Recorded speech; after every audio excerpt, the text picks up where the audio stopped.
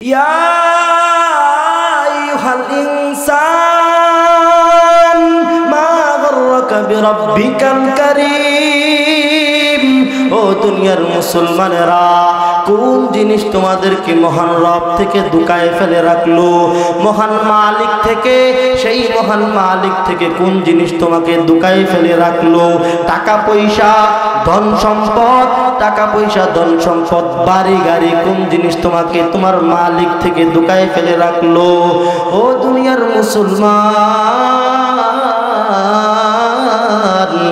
এখনো সময় আছে, তুমি মালিকের দিকে তাকাও।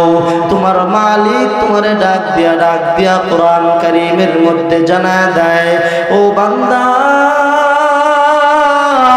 এত পরিমাণ গুনাহ তো তুই করস নাই, যেই পরিমাণ গুনাহ আমার অনেক অনেক বান্দা করেছিল, আমি তাদেরকে ক্ষমা করে দিয়েছি। ও বান্দা, আমি তোকে ঘোষণা দিচ্ছি, আশাহত হওয়ার কোনো কারণ নেই। কোরআনের দিকে তাকা, সেই মালিক ঘোষণা দিয়া তোকে জানায় দেয়, আফালা ইয়াতুবুনা ইলাল্লাহ ওয়াস্তাগফিরুনা ওয়াল্লাহু গফুরুর রহিম। আল্লাহ তাআলা বান্দাকে জানায় দেয়, বান্দারা কি আল্লাহ তাআলার কাছে তাওবা করবে না? আল্লাহ তাআলার কাছে ক্ষমা চাইবে না? কত কত তোমার চাইতে কত বড় নাফরমান, তোমার চাইতে কত বড় নাফরমান দুনিয়ার মধ্যে ছিল। 100 খুন করছে, ওই ব্যক্তিকেও মালিক ক্ষমা কইরা দিছে তওবা হে নাসুহার মাধ্যমে। ও যুবক, তোমাদেরকে আজকে বইলা গেলাম, ফিরে আসো, ফিরে আসো, মালিকের দিকে ফিরে আসো। ইলাল্লাহ ওয়াস্তাগফিরুনা ওয়াল্লাহু গফুরুর রহিম। আল্লাহ তাআলা হলেন ক্ষমাশীল, আল্লাহ তাআলা হলেন গফফার, আল্লাহ তাআলা হলেন রহমান, আল্লাহ তাআলা হলেন রহিম। কাউনাইন কা মুখতার খুদা তুমকো বানায়া, কাউনাইন কা মুখতার খুদা তুমকো বানায়া, উম্মত কি নিগাহবান খুদা तुमको बनाया, उम्मत की निगाहबान खुदा तुमको बनाया। या रब मेरे आँखों में समा जाए मदीना, या रब मेरे आँखों में समा जाए मदीना, मुद्दत से मेरे दिल में तमन्नाए मदीना, मुद्दत से मेरे दिल में तेरा तमन्नाए मदीना।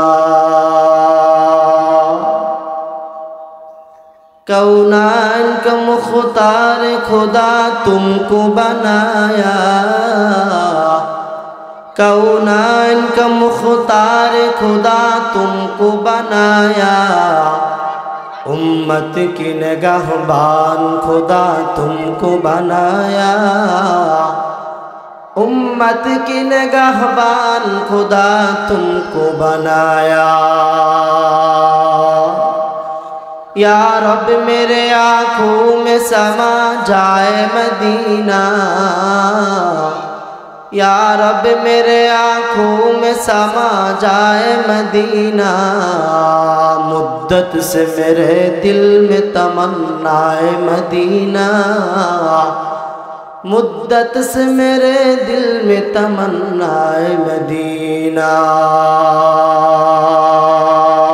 আল্লাহ আমাদেরকে যে একটা মাকসাদ, আল্লাহ তাআলা আমাদেরকে যে উদ্দেশ্য নিয়ে দুনিয়াতে পাঠিয়েছেন, ওই উদ্দেশ্যকে যদি আমরা পিছনে ফেলে দুনিয়াকে প্রাধান্য দিয়ে যদি আমরা চলতে থাকি, তাহলে আল্লাহ তাআলা আমাদেরকে যেই মাকসাদ নিয়ে পাঠিয়েছেন, ওই মাকসাদ অর্জন করার পিছনে আমি কিছুই করলাম না, শুধুই আমি আমার দুনিয়াকে গোছানোর জন্য, আমি আমার পরিবারকে গোছানোর জন্য, আমি আমার পরিবারকে সেটেল করার জন্য শুধু আমি ফিকির করলাম। 50 বছর 60 বছর হায়াত পাইলাম, শুধুই কাটায় দিলাম দুনিয়া দুনিয়া দুনিয়া দুনিয়া করে। लेकिन अल्लाह रब्बुल इज्जत আমাদেরকে যে এটা মাকসাদ নিয়ে পাঠিয়েছেন, যে আল্লাহ তাআলা আমাদেরকে হুব্বুল আখিরাহ, আখিরাতের ভালোবাসা, মান তারাকা হুব্বুদ দুনিয়া মুনিহা হুব্বুল আখিরাহ, যে ব্যক্তি দুনিয়ার ভালোবাসাকে বর্জন করে আল্লাহ রাব্বুল আলামিন তাকে আখিরাতের ভালোবাসা দান করেন। সুতরাং দুনিয়াতে আসলাম, দুনিয়াতে বসবাস করলাম, 60 বৎসর জিন্দেগি করলাম, শুধুই এই 60 বৎসরের ভিতরে দুনিয়া শুধু দুনিয়াই কামাইলাম, লেকিন আল্লাহ রাব্বুল আলামিন যে আমাকে পাঠিয়েছেন, দুনিয়াতে পাঠিয়েছেন দুনিয়ার মহব্বতকে বর্জন করে আখিরাতের ভালোবাসা অন্তরে ঢুকানোর জন্য, আল্লাহ তাআলার মহব্বত ভিতরে ঢুকানোর জন্য। লেকিন আমরা আমাদের সেই মূল উদ্দেশ্যকে পিছনে ফেলে আমরা শুধু দুনিয়ার পিছনে ঘুরছি, দুনিয়ার পিছনে মেহনত করছি, কিভাবে আমার দুনিয়া কামানো যায়, কিভাবে দুনিয়া কামানো যায়। সেই দুনিয়া কামানোর পিছনে আমি আমার 50টা বছর কেটে দিলাম, আমি আমার 60টা বছর কেটে দিলাম। একটু দিলের ভিতরে আফসোস লাগলো না যে আল্লাহ রাব্বুল আলামিন আমাকে দুনিয়াতে কেন পাঠিয়েছেন, কি উদ্দেশ্যে পাঠিয়েছেন, আর আমি কি করতেছি। আল্লাহ রাব্বুল আলামিন আখিরাতে যে আমাকে ফাআম্মা মান খাফা মাকামা রাব্বিহি ওয়া নাহান নাফসা আনিল হাওয়া, রবের সামনে যে আমাদেরকে দাঁড়াতে হবে, রবের সামনে যে দাঁড়িয়ে আমাকে জবাবদিহিতার কাঠগড়ায় দাঁড়াতে হবে, সেই উদ্দেশ্য, সেই একটা চিন্তা, সেই ফিকির আমাদের কারোর ভিতরেই নাই। আমাদের ভিতরে আছে শুধু কিভাবে দুনিয়া কামানো যায়, দুনিয়াতে কিভাবে ডিগ্রি অর্জন করা যায়, দুনিয়াতে কিভাবে সফল হওয়া যায়, দুনিয়াতে কিভাবে মেম্বার, চেয়ারম্যান, এমপি, মন্ত্রী, দুনিয়াকে নিয়ে কিভাবে একটা সফলতার কাঠগড়ায় আমরা দাঁড়াতে পারি, সে একটা ফিকির নিয়ে আমরা ব্যস্ত হয়ে পড়েছি। সকাল কাটে দুনিয়ার চিন্তায়, আমার দুপুর কাটতেছে দুনিয়ার চিন্তা, রাত্র কাটতেছে দুনিয়ার চিন্তায়, কিভাবে আমরা দুনিয়াতে সফল হতে পারি, একজন সফল কাম মানুষ, ব্যবসায়িক হতে পারি, দুনিয়াদারি চিন্তা। কিন্তু আমরা কেউ এই ফিকির করলাম না, এই চিন্তা করলাম না কিভাবে আমরা সফল কাম মুমিন হতে পারি। আল্লাহ রাব্বুল আলামিন কোরআনে পাকের মধ্যে যে ঘোষণা করেছেন, কদ আফলাহাল মুমিনুন, সফল কাম মুমিন কারা, সফল কাম মুমিনের পরিচয় দিয়েছেন। তাহলে সফল কাম মুমিন হওয়ার পিছনে আমরা না পড়ে সফল কাম ব্যবসায়ী, সফল কাম দুনিয়াবি হওয়ার জন্য ফিকির আমরা চালাচ্ছি, ফিকির আমরা চালিয়ে যাচ্ছি। তাইলে আল্লাহ যে বলছেন কদ আফলাহাল মুমিনুন, সফল কাম মুমিন, আল্লাহ তাআলা পরিচয় দেন আল্লাযীনা হুম ফি সালাতিহিম খাশিউন। আল্লাহ তাআলা যে সফলকাম মুমিনের পরিচয় দিচ্ছেন, তাহলে সেই সফলকাম মুমিন না হয়ে সফলকাম দুনিয়া হওয়ার জন্য আমরা ব্যস্ত হয়ে পড়েছি। এই জন্য সম্মানিত মুসল্লিয়ানে কেরাম, আপনাদের কাছে আমার উদাত্ত আহ্বান থাকবে, আমরা যারা আমাদের এই মূল্যবান সময়কে নষ্ট করতেছি, দ্বীনি আলোচনা হচ্ছে, এই দ্বীনি আলোচনাকে পিছনে ফেলে আমরা আমাদের সেই মূল্যবান সময়কে নষ্ট করতেছি। সকলের প্রতি উদাত্ত আহ্বান, আমরা দুনিয়ার সময়কে নষ্ট না করে আমাদের সময়টাকে কাজে লাগাই।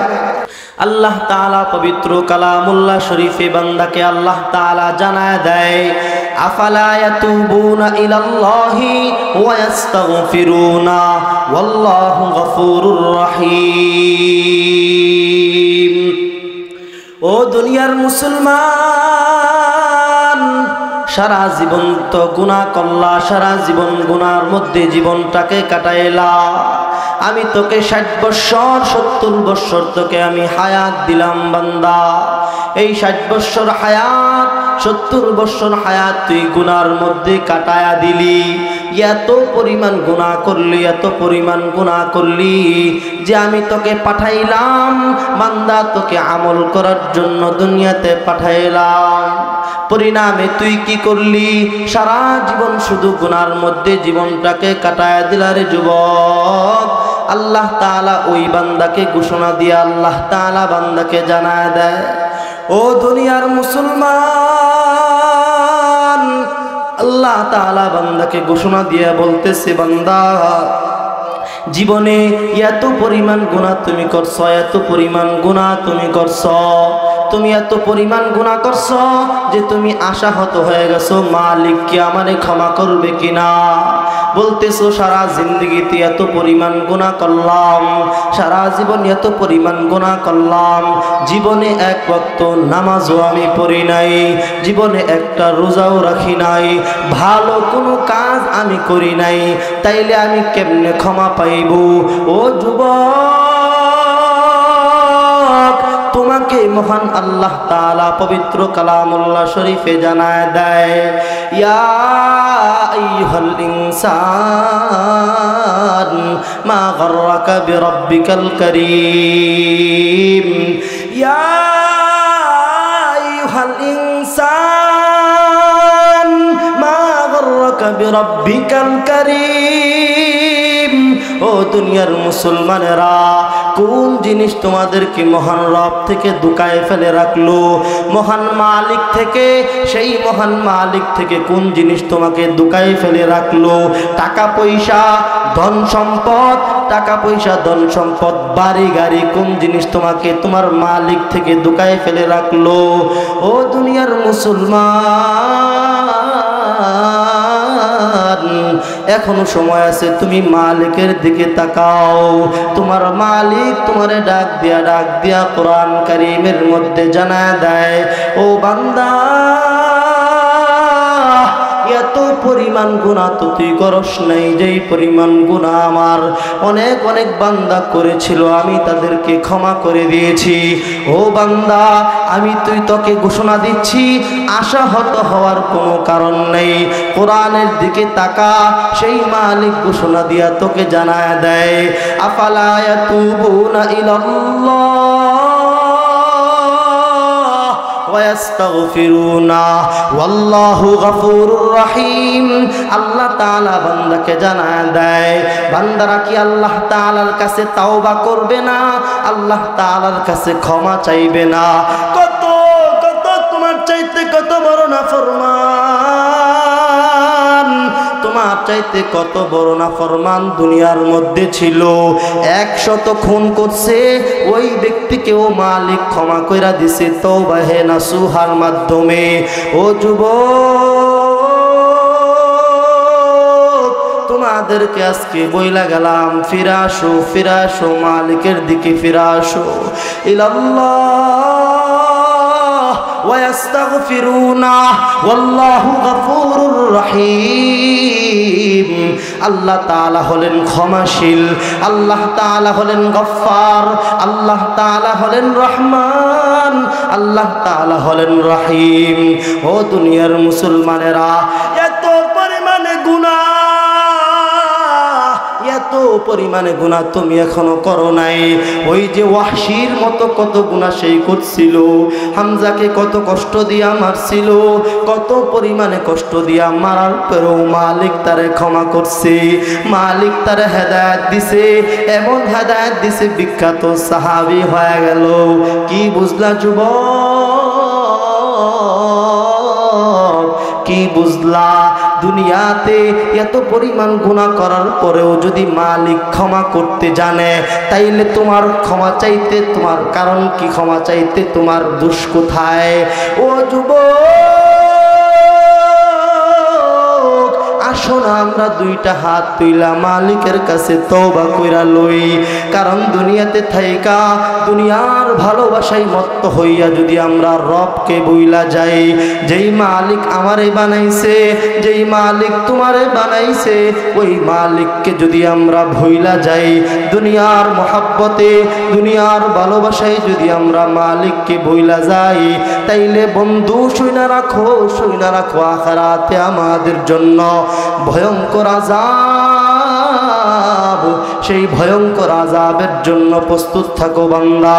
এই জন্যই তো আল্লাহ তাআলা তার বান্দাকে খুব সুন্দর কইরা বানাইছে। এই কারণে আল্লাহ বান্দাকে বারবার বলে, বান্দা তওবা কর, কারণ বান্দা আমি তোকে অত্যন্ত ভালোবেসে বানাইছি, তোকে আমি অত্যন্ত মুহাব্বত কইরা, অত্যন্ত ভালোবেসে বান্দা আমি তোরে বানাইলাম।